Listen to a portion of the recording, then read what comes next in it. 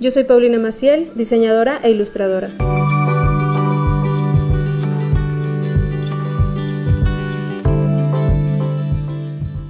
Iniciamos con los pigmentos. La marca con la que yo suelo trabajar es la marca Winsor & Newton. Esta marca tiene dos calidades, que es la calidad Cotman y la calidad profesional. Realmente funcionan igual. La calidad Cotman está dirigida para estudiantes y en la calidad profesional puedes encontrar la misma gama de color. Yo no he podido encontrar una diferencia considerable, lo único es el precio. Cuando usamos pigmentos en tubo, podemos vaciarlos en un godet como este. Es muy importante que el godet se cierre para que nuestros pigmentos puedan permanecer frescos. La diferencia entre un godet que yo armo con mis tubos a un set de acuarelas que yo compro con pastillas prediseñadas es que yo puedo armar mi propia gama de color. Depende mucho de lo que tú vayas a pintar, es la gama que puedes elegir.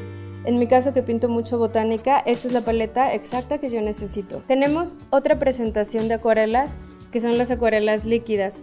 Estos realmente no tienen una base de pigmento, es pintura concentrada, pero la podemos trabajar de la misma forma con la que trabajamos cualquier tipo de acuarela.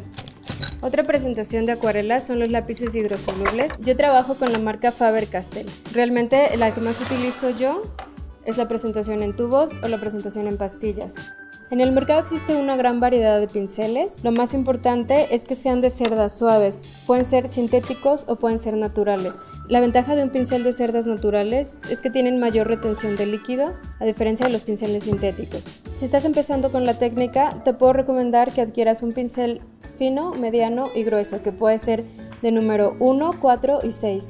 Para que puedas conocer la calidad de un pincel independientemente del precio, puedes darte cuenta a partir del mango. Un pincel de buena calidad tiene una madera que no se truena. Puedes comprar pinceles con mango de acrílico o de aluminio y estos te durarán muchísimo más.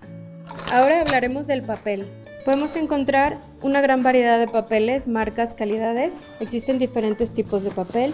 Yo prefiero trabajar a partir de blocs, porque el papel ya viene preparado, listo para usarse. Hay un par de cosas que son importantes cuando tú decides ir a comprar un bloc. En las cosas en las que te tienes que fijar es en el gramaje principalmente. Yo te recomiendo que sea a partir de 250 gramos hacia arriba. Existen dos tipos de papel, dos prensados, el prensado en frío y el prensado en caliente. El papel que es prensado en frío tiene textura y te da colores más brillantes.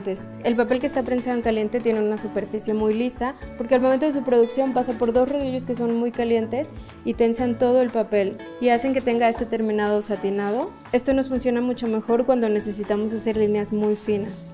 La ventaja de tener un bloc con espiral es que puedes conservar tus trabajos sin necesidad de sacarlos del bloc. Cuando trabajas con un bloc engomado tienes que trabajar mientras el papel está tenso. Si lo haces antes es probable que tu trabajo se arrugue por la humedad que aún tiene el papel. Cuando yo trabajo bocetos o prácticas suelo utilizar este tipo de blocs. Para trabajos finales utilizo la marca Arches, que es la mejor marca de papeles que puedes encontrar en el mercado. Te recomiendo que para pintar botánica siempre busques grano satinado y prensado en caliente. Necesitarás también un godet. Puedes utilizar los huecos que vienen en tu set de acuarelas, aunque yo te recomiendo que tengas una superficie de cerámica porque esto conserva mejor el pigmento junto con la gota de agua.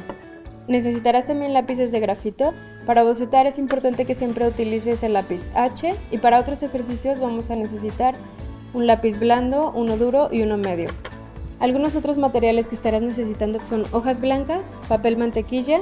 Necesitaremos un lápiz de color blanco y una pluma de gel blanca para crear algunas texturas, un sacapuntas, un borrador moldeable y puedes utilizar un borrador en lápiz, así como masking líquido para bloquear algunas zonas. Necesitaremos también dos contenedores de agua. En uno estaremos limpiando el pincel y en otro estaremos tomando agua limpia. Para limpiar el pincel te recomiendo que siempre tengas cerca servilletas de cocina, porque son más absorbentes.